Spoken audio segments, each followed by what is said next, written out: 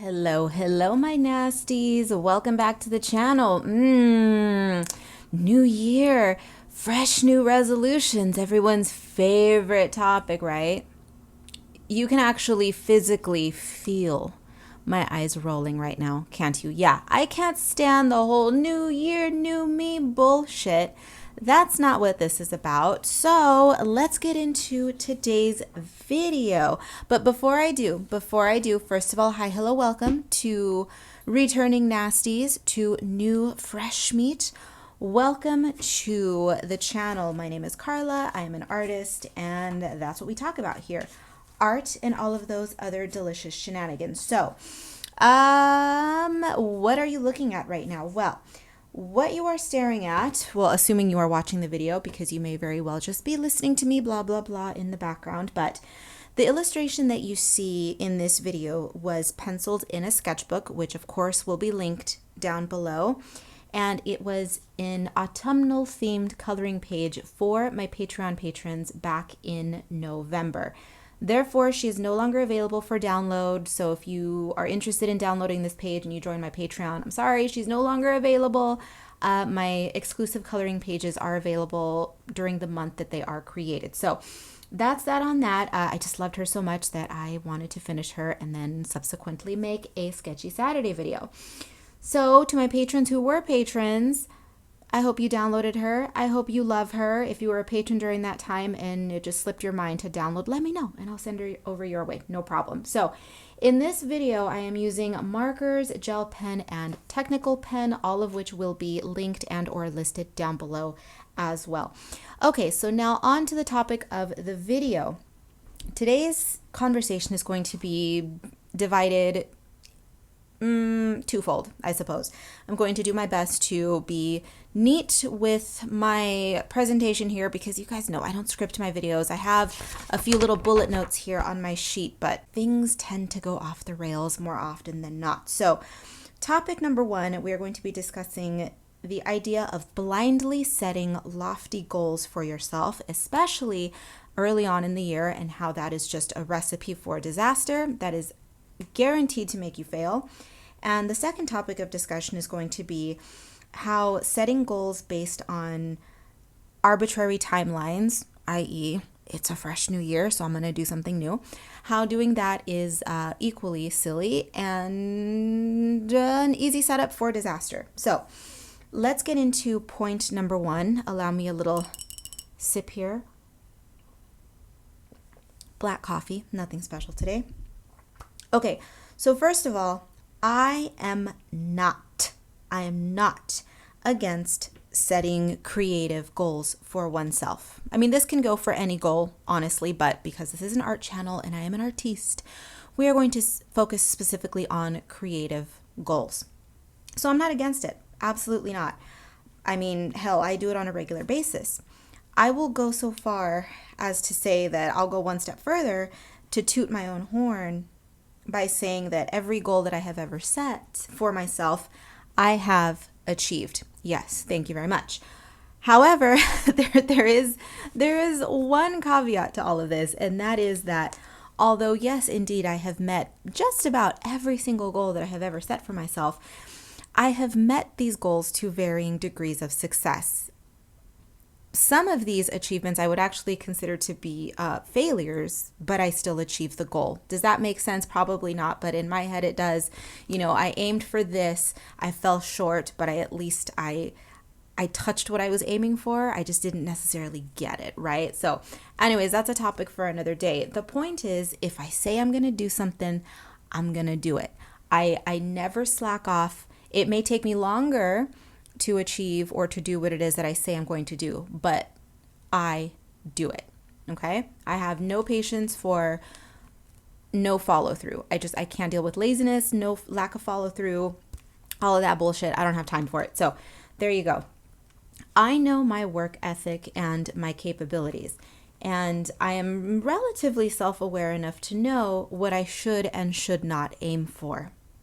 I cannot guarantee an end result that is anywhere near, pardon me, the text messages I am forever forgetting to silence my phone when I do this. Anyway, I cannot guarantee that the end results are anywhere near what I had hoped to achieve, but I did give it a fair shot. I can walk away confidently saying, you know what? At least I tried. There's a quote, it's a popular quote out there. I don't know to whom it's attributed, but it's what you regret is not what you did, but what you never tried, or something to that effect, right? In other words, it's better to try something and fail than to never have tried at all. And I firmly believe in that. Setting goals should be staggered based on your own personal limitations. For example, and again, we're going to use creative examples here. If it takes you 10 hours to illustrate one simple figure, just one simple figure, no background, nothing overly complicated, just one full-bodied figure. If it takes you 10 hours to illustrate one simple figure, do not tell yourself, hey, you know what? It's January 1st. It's the first week of January, whatever it is, whatever time it is that you're watching this video. Presumably, you'll be watching it early on in the year, somewhere in the first quarter, right? But anyway, I digress. If it takes you 10 hours to illustrate one figure, and then you tell yourself, you know what? I know it takes me 10 hours to draw one simple figure. You know what I'm going to do? I'm going to draw one figure every single day for the next 30 days, point blank period. That's my goal. Baby, you will fail. You will, listen, you, come a little closer. Come on, get a little closer. You will fail. Not only just will you, you will fail. Trust me on this. Toxic positivity is a thing, folks. I'm not here to dispense toxic positivity. I am here to dispense, a little bit of dreaminess and a big dose of reality, but also I want you to achieve betterment for yourself. I want you to grow as a creative, but I'm not going to sit here and wrap it up in a pretty bow for you. I'm going to tell you the truth, and that's the truth. If you set yourself up for disaster, baby, you're going to fail, especially if you do not know your own limitations and capabilities. There are people out there who have built platforms on social media telling you that you can achieve whatever you want.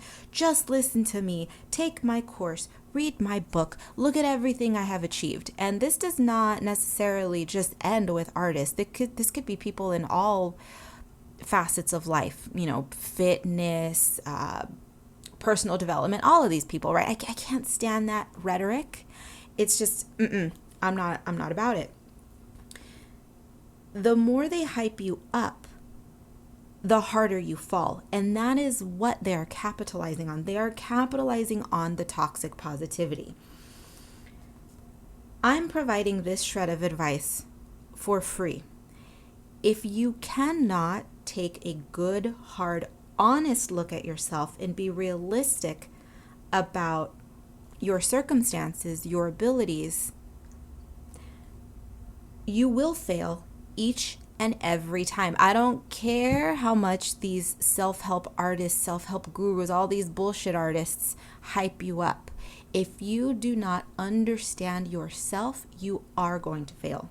And of course, that's what they want. Okay, that's not what I want for you. I want better for you. So I'm going to give you a little kick in the butt because that's what you need, right? I'll give you a kick in the butt and then I'll hand you a cupcake afterward. How's that? Okay, here's your cupcake. All right. So the key takeaway to this is each of your failures, though, will build and build and build until you are incapable of seeing your value and potential at all. And that's dangerous, right? Failure after failure, it starts to accumulate like a muck, right? Like muck in a septic tank. If you don't clean it up, it's just going to be a disgusting explosion. And then you are going to be rendered completely useless. You will essentially stick yourself in a quagmire of your own design. That's not a good thing. I want you to prevent that, and to prevent that from happening, you need some self-awareness. Okay, so back to the figure drawing example.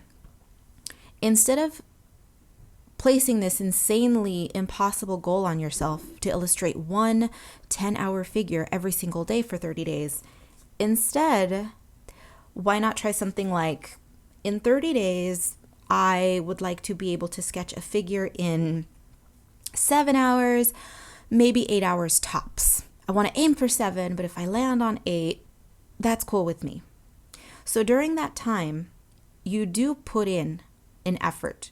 It's not just try it once, then give up for 20 days and then pick it back up at the end of the month. No. Throughout those 30 days, you are consistently practicing. You practice, and by the end of the 30 days, maybe you will be able to successfully draw a figure in, say, 8.5 hours. Okay, so you went a bit over what your threshold was. You had said, hey, I'm aiming for 7. I'd be happy with 8. You know what?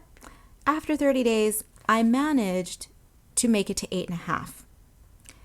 It's not what I wanted, but listen, it's still pretty good. It's still better than 10, right? There's improvement there. Gradual though it was, small though it is, it's still improvement. At least you did something, right? You didn't stagnate for 30 days, do nothing, and end up right at the beginning, beating yourself up because you didn't achieve what you set out to achieve. The pain of achieving a smaller goal is not the same pain that you feel when you set yourself up for a huge failure from the start. Do you see what I'm getting at here? Incremental wins are more rewarding than a mad rush to reach an arbitrary finish line that you have a high likelihood of not reaching anyway because you were not self-aware enough to understand your limits. This is not a free pass to be lazy. Again, one thing I cannot stand is the overemphasis that people tend to have on quote unquote taking a me day or I'm taking a mental health day, and put the violins away. I'm not interested in that concerto, okay? If you are serious, truly serious about your goals and your aspirations and pursuing them to the best of your abilities, the very process of pursuing these dreams should result by default in positive mental health. I'm not saying it's going to fix all of your mental health problems. If you are suffering from a slew of problems, that's an entirely different story. But one thing I hate people saying is, oh, I'm an artist, oh, I'm a fashion designer, oh, I'm this, and I work so hard every day that I burn myself out. I don't believe in burnout. I've done a video on this before. If you are doing what you are doing for the right reasons, burnout will never be in your vocabulary. Period. End of story. There's no excuse. Same here. If you are deciding to pursue crochet, whatever, I don't care what it is, whatever creative field it is, whatever activity it is, if you are pursuing crochet and you are finding that it's starting to feel like a burden every day and it's stressing you out and you need to take a mental health break from your crocheting, baby, you need to stop crocheting. Crochet should be your island amongst the sea of the mental health stressors that you have. If your day job is stressing you out, your relatives are stressing you out, whatever external factors are stressing you out, then you should say, you know what? I'm not feeling so hot. I need to take a mental health break. You know what I need to do? I need to chase my passion for a minute. I need to pick up that crochet needle or that pen or that paintbrush or whatever it is. Okay? If your pursuits feel like a chore, I'll say it again, and I'll say it until I'm blue in the face. You should reevaluate. Period. Now, before someone says, but Karla, I have an actual physical condition which prevents me from doing this, that, and the other. Listen, don't waste my time with this nonsense because we know that you're only going to open your mouth or rather type your little fingers because you enjoy being a victim, right? Not a once in this video, in this diatribe, if you will, did I ever say that I encourage people to work themselves to physical injury. I never said that, okay? It goes back to the beginning, and I'll have to spell it out for you. If I have to spell it out for you, I will. I have said, know your own limitations, okay? And if you have physical limitations, okay, great. Be self-aware of those. But don't use them as an excuse. FYI, I am an artist with chronic tendinitis in my dominant wrist, mind you. I'm a graphic designer, I'm an illustrator, I'm all of the things, and yet I live with that chronic condition, okay? Do you think I find it wise to overwork myself to the point of weekly flare-ups? No, of course not. Have I done it in the past? Yeah, I have. And it wasn't smart. It wasn't, and I know that. But again, this comes back to being self-aware enough to know my limitations, and this is why I branch my creativity, or rather it's one of the reasons why I like to explore other facets of my creativity. Some they're not as, some of these activities are not quite as heavy on my wrist as illustration is, right? So I've learned how to mitigate that problem. You need to learn how to mitigate yours as well. Okay, let's see, let's get back on track because she's about to get heated here. Know your limits and act accordingly. Don't be lazy, but don't be hasty either. Again, the key is incremental, cumulative achievements. You can plaster motivational quotes all over your walls all day long, okay? You can do this every single day until you die. But the time would have been better spent practicing the skills that you are placing these motivational posters on the walls to encourage you to do. Get it? Before you attempt to paint the Sistine Chapel, challenge yourself to complete an entire sketchbook and give yourself a healthy amount of time to do it. Say, I'm going to start a sketchbook in January and I'm going to finish it by December. Easy. It's an easy goal. I don't care if somebody says filling a sketchbook in a year is hard. No, it's not. It's not. It's really not. If you are trying to sketch masterpieces on every page, sure, but that defeats the point of a sketchbook. Okay? It is possible. Fill a sketchbook before you paint the Sistine Chapel, period. I could have just said that from the very beginning of this video, right? But of course, Karla has to go on a Karla rant, as always. I'm doing this to try to give you guys the kick in the pants that you need, right? I want to encourage my people to do better. Okay, so let's move on to point number 2, which is arbitrary timelines. Calendars are useful tools. I will not deny my obsession with a calendar, okay?